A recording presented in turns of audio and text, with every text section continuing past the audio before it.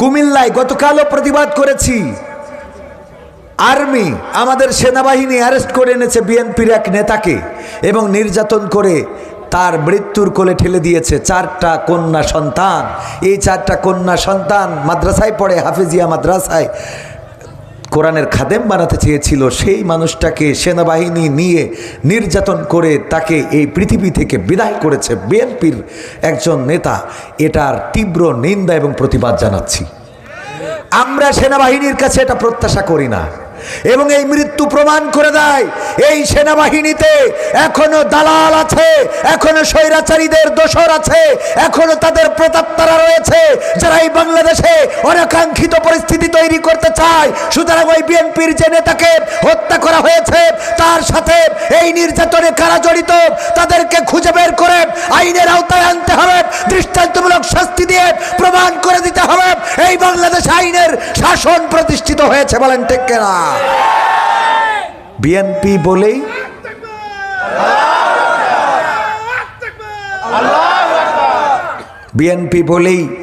আওয়ামী লীগ বলেই মারা যাবে না।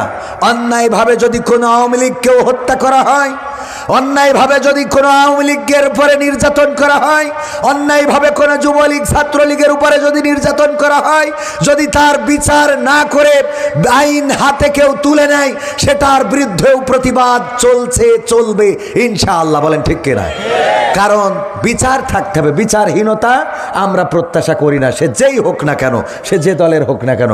আওয়ামী লীগ করে বলেই আপনি তারে যেয়ে পিটাবেন, এইটার অধিকার আপনাকে ইসলাম দেয় নাই, কোরআন দেয় নাই, আল্লাহ দেয় নাই, রাসূল দেয় নাই, দেশের সংবিধানও দেয় নাই। ঠিক না? ঠিক। এরপরে এটা তো হচ্ছে আবার বিএনপি গ্রুপিংয়ে মারামারি হচ্ছে না? কুমিল্লাতেই স্বেচ্ছাসেবক দলের সভাপতিকে হত্যা করা হয়েছে বিএনপি গ্রুপিংয়ে। আমি বলতে চাই, ওগো বিএনপির ভাইয়েরা, 16টা বছর মার খেয়েছেন, জেলখানায় গিয়েছেন, রিমান্ডে গিয়েছেন, দেশ ছেড়েছেন, রিক্সা চালিয়েছেন, বাড়ি উঠতে পারেন নাই, বাবার জানাজা পড়তে পারেন নাই, ঘুমাতে পারেন নাই, সন্তানের মুখ দেখতে পারেন নাই। 16 বছর যদি ধৈর্য ধরতে পারেন তাহলে আর নির্বাচন পর্যন্ত হতে পারে সেটা 16 মাস, 26 মাস কি 6 মাস, যাই হোক, এটা ধৈর্য ধরতে পারছেন না। কারণটা কি? কৃষি গুতাচ্ছে আপনাদের, কথা কয় না, চুল কাটছে কিসে? 16টা বছর মার খাইলেন, রিমান্ডে গেলেন, জেল খাটলেন, বের হতে পারলেন না, বাজারে উঠতে পারলেন না, বাবার জানাজায় শামিল হতে পারলেন না, স্ত্রীর কাছে ঘুমাইতে পারলেন না, বাচ্চা যেটা হয়েছে দেখতে পারলেন না, সংসার, দোকানপাট, ব্যবসা বাণিজ্য সব তছনছ হয়ে গেছে। 16 বছর ধৈর্য ধরতে পেরেছেন, আর 16 মাস পার হচ্ছে না, এত খাই কিসের? আবার আওয়ামী লীগের ভাইদেরকেও বলতে চায়, এখানে সুরত আওয়ামী লীগের আছে না নাই? হাত উঁচু করেন কিটা সাহস করবেন, সাহস করে হাত উঁচু করা উচিত। বিসিএস ক্যাডার সাহস করে লিফলেট বিতরণ করতেছে, হ্যাঁ, সাহস থাকতে হবে, দরকার আছে না নাই? যাই হোক, আওয়ামী লীগ যারা করেন তাদেরকেও বলতে চায়, 16টা বছর তো আপনারা চেয়ারে ছিলেন, আপনাদের হাতে উন্নয়ন যেমন আছে, হাতে রক্তও তেমন আছে না নাই? পদ্মা সেতু মেট্রো রেল করেছেন, এটা ঠিক, কিন্তু জনগণের স্বাধীনতাকে খর্ব করেছেন। পদ্মা সেতু মেট্রো রেল দিয়ে মানুষের ঐশ্বর্য থাকলে, 5তলা বিল্ডিং থাকলেই সুখ আসে না। টিনের ছাপড়ায়ও সুখ পাওয়া যায় যদি স্বামী স্ত্রীতে মিল মহব্বত থাকে। বলেন ঠিক কিনা? 5তলা বিল্ডিং করলেন, স্ত্রীর হক আদায় করেন না, পরকিয়া করে বেড়ান, স্ত্রীরে দেখেন না, খোঁজ নেন না, ওই 5তলা বিল্ডিং ওই বিবি চায় না। সুতরাং মেট্রো রেল, পদ্মা সেতু করেছেন, রাস্তাঘাটে উন্নয়ন করেছেন, বিদ্যুতায়ন করেছেন, এটা করেছেন, সেটা করেছেন, এটা যেমন ঠিক, তেমনি জনগণের মনে স্বস্তি দেন নাই, জনগণের অধিকার দেন নাই, কথা বলার স্বাধীনতা দেন নাই, বাক স্বাধীনতা কেড়ে নিয়েছেন, ইবাদতের স্বাধীনতা কেড়ে নিয়েছেন। তার ফলশ্রুতিতে এই বাংলাদেশে আপনাদের জায়গা হয় নাই।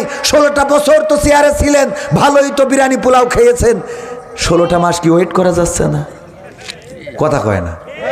এক্ষুনি লিফলেট ছাপাইতে হবে, এক্ষুনি রাস্তায় নামতে হবে, এক্ষুনি হরতাল, এক্ষুনি কট্টর অবরোধ, এগুলো এক্ষুনি করতে হবে। অন্তত 16টা মাস ধৈর্য ধরো, কথা কয় না? আমার কথা বুঝেছেন কিনা? সুতরাং আমি বলবো যে আসুন, এই বাংলাদেশকে যদি গড়তে হয় তাহলে আমাদের ধৈর্য ধরতে হবে। আল্লাহ বলে দিয়েছেন, ইয়া আইয়ুহাল্লাযীনা আমানুস্তাঈনু বিস-সাবরি ওয়াস-সালাহ ইন্নাল্লাহা মা'আস সাবিরিন। আল্লাহ বলছেন যে ওগো ঈমানদারেরা, তোমরা কি করো? ধৈর্য এবং নামাজের মাধ্যমে সাহায্য প্রার্থনা করো। কার? আল্লাহর। এইটা এবং আল্লাহ ধৈর্যশীলদের সাথে আছে। এই জন্যে আমার ফখরুল ইসলাম আলমগীর ভালো যে সেদিন চরমনায় গেছে নামাজের মাধ্যমে, ধৈর্যের মাধ্যমে আল্লাহ সাহায্য প্রার্থনা করার জন্য। ঠিক না ভাই? ঠিক। নামাজ পড়েছে না পড়ে নাই? তো তার দেখিয়ে সবাই নামাজি হয়ে যাও। ইমাম সাহেব তো নামাজ পড়েছে, টুপি মাথায় ছাড়ার জন্য থাকে না, খালি থাকার দরকার নেই। ঠিক আছে তো বাজান? এরপরে ভূমিকা আর একটু বলতে চাই, এই দেশে এখন খুন, গুম, হত্যা, রাহাজানি, কুপাকুপি বেড়েছে না কমেছে? ইতিপূর্বের থেকে এখন এই কয় মাসে নির্যাতন, শিশু নির্যাতন, নারী নির্যাতন, ধর্ষণ, খুন, গুম, হত্যাকাণ্ড বেড়েছে। এবং এটা যেন এমন হয়ে দাঁড়িয়েছে যে যারা আইন প্রশাসনের লোক অনেকেই দর্শকের ভূমিকা পালন করছে। এরা হলো তাদের প্রেতাত্মা। ওরা বাধা দিতে চায় না, চোখের সামনে কুপাচ্ছে দিন দুপুরে, দেখে না দেখার ভান করতেছে, জানেই না কিছু। কারণ কি? কারণ কি বুঝাই দেব আপনাদের। এক আল্লামা সাইদি বলেছিলেন, একজন কাফন চুরি করতেন। কি চুরি করতেন? কাফন চুরি করতেন। মারা যাওয়ার সময় সন্তানদের ডেকে বলতেছে, খোকা আমারে তো সবাই কাফন চোর বলে, আমার তো ইজ্জত সম্মান কিছু নাই, জীবনে সবাই ডেকেছে কাফন চোরা। কি ডেকেছে? কাফন চোরা। এমন কিছু করবি যাতে আমারে অন্তত মানুষে ভালো বলে, আমারে অন্তত মানুষে ভালো বলে। তো বাবা মারা যাওয়ার পর ওরা চিন্তা করলো, ঠিক আছে, আব্বারে ভালো বলার জন্যে ওরা নামাজি হয়ে গেল, সব রোজাদার, নামাজি, ইমানদার, আল্লাহওয়ালা। মানুষে কয়, হ্যাঁ কাফন চোরা ছেলে আবার খুব নামাজ পড়ছে, দেখো। তাহলে আব্বার কি ভালো বললো? কাফন চোরা ছেলে নামাজি। তো চিন্তা করলো খালি নামাজ পড়লে হবে না, এখন থেকে নামাজে যারা 5 ওয়াক্ত আসে এদের আমরা 5 বার খিচুড়ি খাওয়াবো। তো 5 বার খিচুড়ি খায় আর জিজ্ঞেস করে কারা খাওয়াইলো? কয়ে কাফন চোরা ছেলেরা খাওয়াইছে। কেমন লাগে কোন? তো এরপরে চিন্তা করলে শুধু খিচুড়ি খাওয়াই হবে না, গ্রামের সবাই যার যা অভাব আছে, দুঃখ কষ্ট আছে, দুর্দশা সব দূর করে দেবো, টাকা পয়সা দেবো, ইত্যাদি ইত্যাদি সাহায্য সহযোগিতা শুরু করলো। যাই করে কয় 5,000 টাকা দিয়েছে, আমার একটা ধাড়ি ছাগল দিয়েছে, কারো একটা গরু দিয়েছে, গরু কিনা দিয়েছে, কাফন চোরা চাইলে। তাহলে আব্বা তো ভালো কয় না, ওদের রাগ হয়ে গেল, সব ছাড়ি দিয়ে আবার সেই বলল, ভাই যেহেতু আব্বার ভালো বলতেছে না, আমরা চলো আবার কাফন চুরি শুরু করি, দেখি আব্বার ভালো কয়। আব্বার একটা ওসিয়ত যে আমার যেন ভালো বলে, তো আব্বারে তো ভালো বলতে হবে। এখন আবার কাফন চুরি শুরু করলো। লোকে বললো, দেখো ওর বাপও কাফন চুরি করতো, ওরাও কাফন চুরি করে। এ তো মহা সমস্যা। আব্বারে তো তাও ভালো কয় না। 3 ভাই মিটিং করলো, যা এবার একটা কাজ করা যায়, দেখি কি করা যায়। আব্বার ভালো বলার জন্য কাফন খালি চুরি করলে হবে না, কি করতে হবে? ওই লাশ তুলে নিয়ে পাশায় বাঁশ ভরি জয়পুরহাটের চৌরাস্তায় ঠেঙাইতে হবে। তো এই করলো, কাফন যেটা চুরি করে ওইটা লাশটা আবার তুলে বাঁশ একটা ভরি দেয়, দিয়ে জয়পুরহাটের চৌরাস্তায় রাত্রি ঠেঙাইতে আসে। সকালে এইবার লোকজন বলছে, এগের থেকে তো ওদের বাপ ভালো ছিল। ওরা হাড়ে বাতাস লেগেছে, আলহামদুলিল্লাহ আজকে সাকসেস, জিতবে আবার নৌকা। ঠিক না ভাই? ঠিক। আজকে সাকসেস, কারণ এতদিন পরে আব্বারে ভালো বলেছে যে এর থেকে তোদের বাপ ভালো ছিল। আমাদের দেশে যে অন্যায় হচ্ছে, খুন হচ্ছে, চুরি হচ্ছে, গুম হচ্ছে, ডাকাতি হচ্ছে, ধর্ষণ হচ্ছে, রাহাজানি হচ্ছে, আমার বিশ্বাস এগুলোর সাথে অনেকের হাত রয়েছে। আমি বলতে চাই না তাদের কাদের, এতটুকু বলতে চাই তারা এই দেশে দেখতে চায় জনগণ যেন বলে, আগেই তো ভালো ছিলাম। ঠিক না বেঠে? জনগণ যেন এটা বলে, তার জন্য এই সুযোগটা করে দিচ্ছে। আমার কথা কি বুঝে এসেছে? সুতরাং এটা থেকে যদি বাঁচতে হয় তাহলে নিজেরা নিজেদের জায়গা থেকে সচেতনতার দরকার আছে না নাই? স্বাধীনতা অর্জন করা যতটা সহজ, স্বাধীনতা রক্ষা করা তার চেয়ে অনেক বেশি কঠিন। ঠিক না বে ঠিক? 5ই আগস্টের এই বিপ্লব, জুলাইয়ের এই অভ্যুত্থান, গণবিপ্লব, এই বিপ্লবকে যারা মিলান করে দিতে চায়, আল্লাহর কসম করে বলি, আবার যদি রক্ত লাগে রক্ত দেব, আবার যদি জীবন লাগে জীবন দেব, আবার যদি শহীদ হতে হয় শহীদ হব। কিন্তু এই বাংলাদেশ স্বৈরাচার মুক্ত করেছি, যেই স্বৈরাচারেরা আমাদের রাহবারদেরকে ফাঁসির কাস্টে ঝুলিয়েছে, দেলোয়ার হুসাইন সাইদির মতো এমন একজন সোনার মানুষকে শহীদ করেছে, 13টা বছর কারাগারে রেখেছে, আমির হামজাকে জেলে ভরেছে, মামুনুল হককে রিমান্ডে নিয়ে নির্যাতন করেছে, আলেম ওলামাদেরকে স্বাধীনভাবে চলতে দেয় নাই, বলতে দেয় নাই। এই বাংলাদেশে মানুষের স্বাধীনভাবে কথা বলতে দেয় নাই। সেই স্বৈরাচার, তারা এমন স্বৈরাচার গোটা সংসদ ধরে পালিয়ে গিয়েছে, তাদের বাংলাদেশে আর পুনর্বাসিত হতে দেয়া হবে না। এটা যারা করতে চায় তারা জাতির দুশমন, এটা যারা করতে চায় তারা দেশের দুশমন, এটা যারা করতে চায় তারা ছাত্রদের দুশমন, যারা তাদেরকে পুনর্বাসিত করতে চায় তারা বাংলাদেশের তাওহীদি জনতার দুশমন। কারণ বাংলাদেশের তাওহীদি জনতা আর কোন স্বৈরাচারকে বাংলাদেশে দেখতে চায় না। বাংলাদেশে মুদ্রার এপিঠ ওপিঠ হবেন না। তাই হলে কিন্তু বাংলাদেশে তারেক জিয়া গতকালকে ভিডিও বার্তায় বলে দিয়েছে, আপনাদের শুনিয়ে দিতে চায়।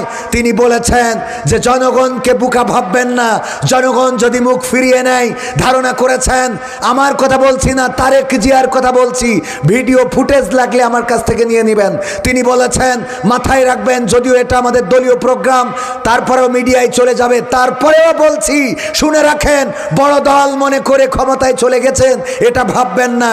কারণ জনগণ যদি মুখ ফিরিয়ে নেয় তাইলে ভোট নেওয়া তো দূরের কথা, ভোটের মাঠেও আপনাদের যাইতে দিবে না। কারণ জনগণ আর মার্কা দেখে ভোট দিবে না।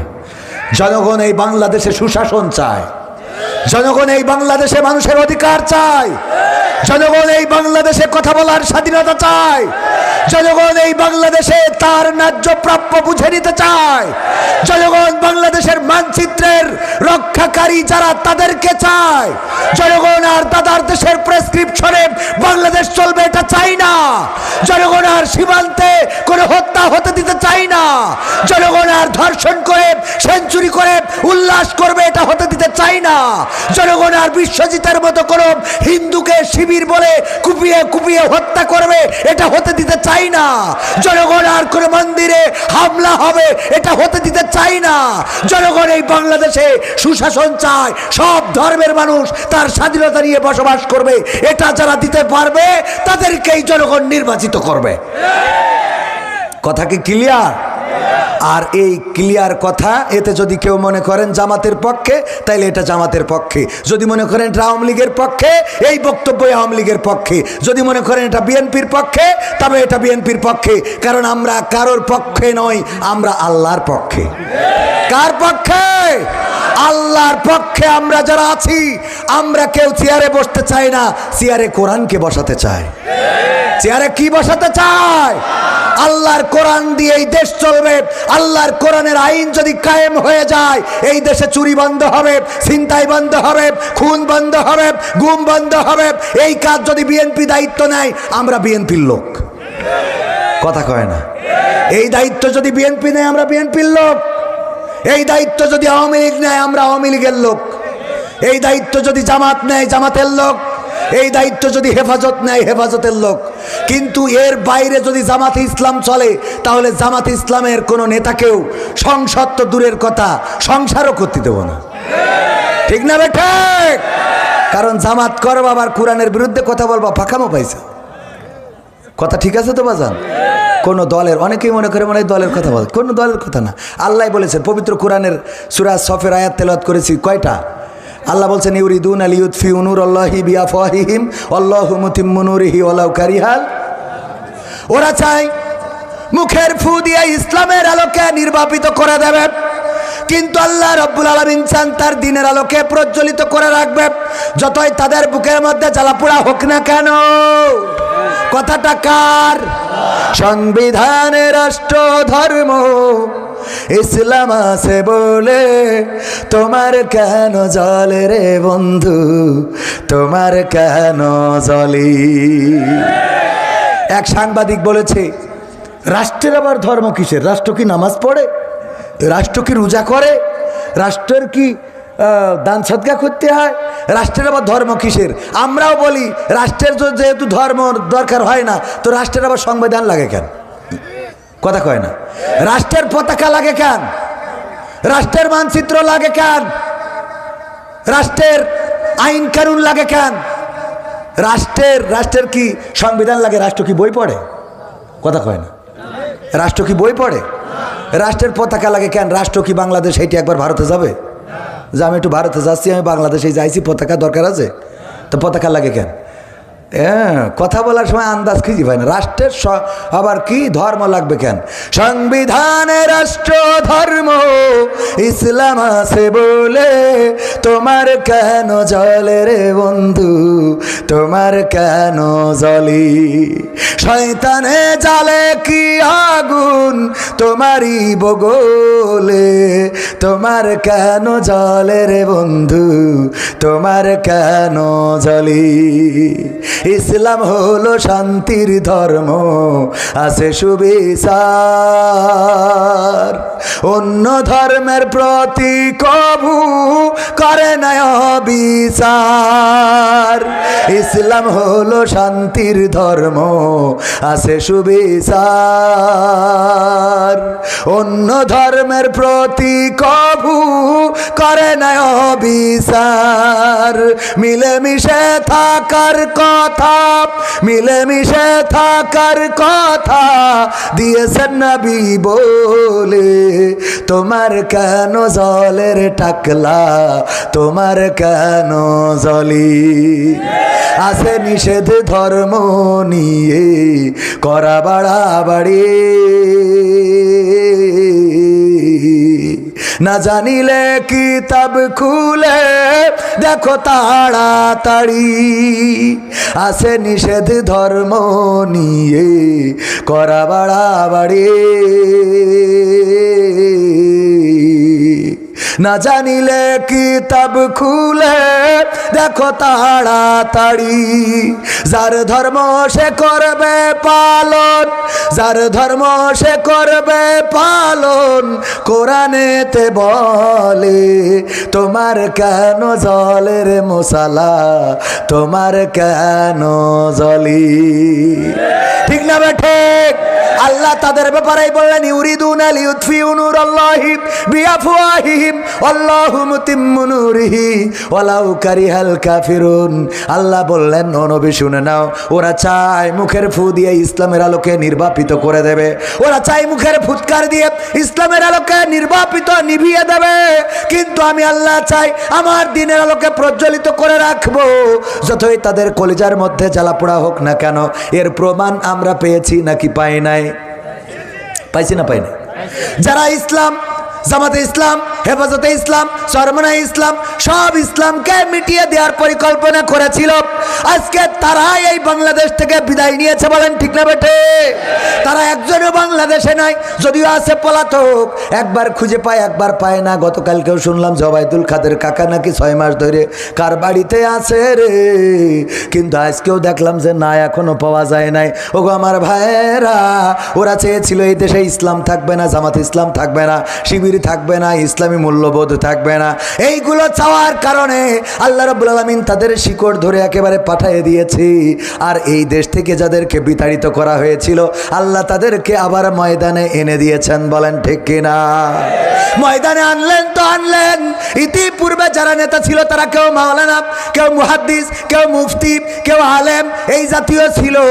আর এখন এমন একজন নেতা বানালেন যিনি ডাক্তার। কি তার? সেই ডাক্তার এমন এমন কথা বলে, যেই কথা শুনে হিন্দুরা পর্যন্ত বলে আমরা এই দল করতে চাই। ঠিক না বেঠে? ভালো কথা বললে ভালোর পক্ষে মানুষ থাকে না থাকে না? তার প্রমাণ হলো পিনাকি, পিনাকি ভট্টাচার্য। তার ভিডিও কি হিন্দুরা দেখে না মুসলমানরা? কথা কয় না? দেখেন কিনা সবাই? দেখে না? দেখে না? হকের পক্ষে কথা বললে সে হিন্দু হইলেও তার কথা শুনতে মানুষ আছে না নাই? আছে। কিন্তু যদি না হকের পক্ষে যায়, সে কবির বিন সামাদ হইলেও এই কথা শুনতে কেউ রাজি না। ঠিক না বেঠে? সুতরাং হক কথা বলে যাব এবং হকের আদেশ দিতেই আল্লাহ রাব্বুল আলামিন পরের আয়াতেই আল্লাহ বলছেন হুয়াল্লাযী আরসালা রাসূলাহু বিল হুদা ওয়া দীনিল হক লিইয়ুযহিরাহু আলা দীনি কুল্লিহি ওয়ালাউ কারিহাল মুশরিকুন। আল্লাহ রাব্বুল আলামিন পরের আয়াতেই সুন্দর করে রাসূলকে একেবারে ক্লিয়ার করে দিয়েছে, ওগো বিশ্বনবী শোনেন, আমি আপনাকে পাঠালাম দ্বীনে হক, সত্য দিন এবং হেদায়েত সহকারে, যেন সব দলের উপরে, মতের উপরে, সব কিছুর উপরে আমার দিনকে বিজয় করে দেখান। দায়িত্বটা কে দিয়েছেন? এই দায়িত্ব শুধু জামাত ইসলামের, হেফাজতে ইসলামের, আওয়ামী লীগের, বিএনপির উপরেও আছে না নাই? সুতরাং বিএনপির ভাই যারা, তারাও বুঝতে হবে এই কোরআন কিন্তু, যারা বলে যে কোরআনে রাজনীতি নেই, তাদেরকে বলতে চায় যে কোরআনে রাজনীতি তো নেই, রাজনীতি করার দরকারও নেই, কিন্তু কোরআনের নীতিটা তো করবেন। কথা কয় না? রাজনীতি করার তো দরকার নেই, রাজনীতি মানে রাজার নীতি, কিন্তু কোরআনের নীতি কার নীতি? এটা কি রাজার নীতি? এটা তো বলে, যে কথা বলি যে কথা ঠিক, যে কোরআনের সাথে রাজনীতি, রাজার নীতির সাথে আবার কোরআনের নীতির সম্পর্ক থাকে, কথা তো সত্য, কিন্তু সে কোরআনের নীতিটাও তো মানবেন নাকি? কথা কয় না? কোরআনের নীতিটা কার? আল্লাহর নীতির একেবারে প্র্যাকটিক্যাল উদাহরণ যদি দিই, ওই যে আমি প্রায়ই বলি যে হাতের কবজি যদি কাটে, এর মানে কোন পাপ করলে কাটে? হ্যাঁ, কি করলে? তো হাতের কবজি কাটা, এই কাটা হাত নিয়ে যদি যশোর এসে বলতাম, বাবারা কেউ চুরি করা যাবে না, চুরি করা খারাপ কাজ, এটা করলে কিন্তু পরকালে যা হয় হবে, দুনিয়ার পরে কবজি থাকবে না। আপনারা বলতেন হুজুর আপনার হাতের কবজি কই? আমি বলতাম আমাদের আখ লাগাইছিল আব্বা, আখ কুইশাল গ্যান্ডারি যাই বলেন আপনারা, এটা লাগানোর পরে আব্বা মেশিন এনেছিল মাড়াই করার জন্য, রস বানানোর জন্য। আমি ওই আখের মেশিনের মধ্যে আখ ঢুকাচ্ছিলাম, ঢুকাতে ঢুকাতে হঠাৎ করে আমার হাতটাও ঢুকে গিয়েছিল, ঢুকার পরে হাতও রস হয়ে গুড় হয়ে পাটালি হয়ে গেছে। আপনারা বলতেন হুজুর যাই বলেন তাই বলেন, আপনি কিন্তু যশোরের চোর ছিলেন, ঠিক না বে ঠিক? বলতো না? বলতো না? তাহলে এই বুসা হাত দিয়ে ওয়াশ করে অন্তত খাওয়া লাগতো না। মেয়ে দেবেন, মেয়ে দেখার জন্য বিয়ে আসছে বাড়িতে, যদি বুসা হাত দিয়ে আগায় দিতেন হ্যান্ডসাপ করার জন্য, কি বলতো? বিয়ায় মুরব্বি মুরব্বি, ঠিক না বে ঠিক? মুরব্বি হবে না, হাতের কবজি যেহেতু নেই, ও যদি অন্য কোনো কারণেও হাতটা কাটা পড়তো তাও বলতো আপনি চলছি, ঠিক না বে ঠিক? এরপরে আরও তো আছে, মসজিদের ইমাম এই কাজ করে ফেলেছে, তারা ইমামতি চলতো কোথাও, ধরেন চুরি করে ফেলে না, শয়তান অসহায় পড়ে কিনা, তো করে ফেললো, হাতের কবজি নাই। এই যে সভাপতি মাহফিলের, ওনা যদি এনে কবজি না থাকতো, তো এনে এই হাতের কবজি ছাড়া উনি বসে থাকতেন, আপনারা বলতেন চোর একটা সভাপতি বানাইছে, ঠিক না বেঠে? এক হাত কাটায় পুরো দেশ সোজা। আপনি কি মনে করেন?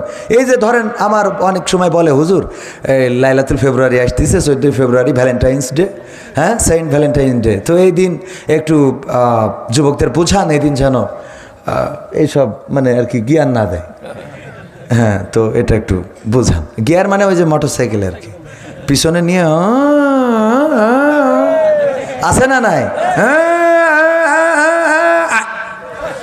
হয় পাতালে নাই হাসপাতালে, ঠিক না বেঠে? মরে তো মরে, আর একটার মেয়ে নিয়ে মরে, আছে না নাই? কত এরকম ঘটনা ঘটে, নদীর মধ্যে গিয়ার দিতে দিতে নদীর মধ্যে চালাই দিয়েছে, ও মরেছে, আর একজনের মেয়ে নিয়ে মরেছে, বিয়ে তো দূরের কথা, এখনো পর্যন্ত মিলনই হইল না। এরকম আছে না নাই? ঘটে না? ঘটে না? এইগুলো করা যাবে? তো এই ওয়াজ করে কি ভালো বানাবো? আমি কই, জেনা যদি করে, ধর্ষণ যদি করে, শাস্তি কি?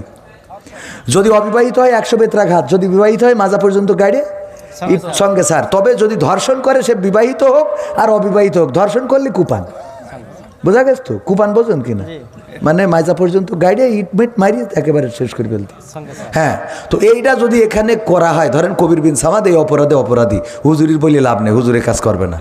তো যদি এই অপরাধে অপরাধী কবির বিন সামাদ হয়, মাজা পর্যন্ত গাড়িয়ে এইভাবে পোস্টার করা হবে, যে ছবি দেখছেন না, এখানে লেখা হবে সঙ্গে স্যার করা হবে হযরত মাওলানা মোহাম্মদ কবির বিন সামাদকে। কে? সবাই দেখার জন্য আসবেন, দলে দলে যোগদান করিয়া দোজাহানের শাস্তিটা দেখি যাবেন। তো এখন এই যে প্রচার দেখে সবাই আসবে না দেখার জন্য,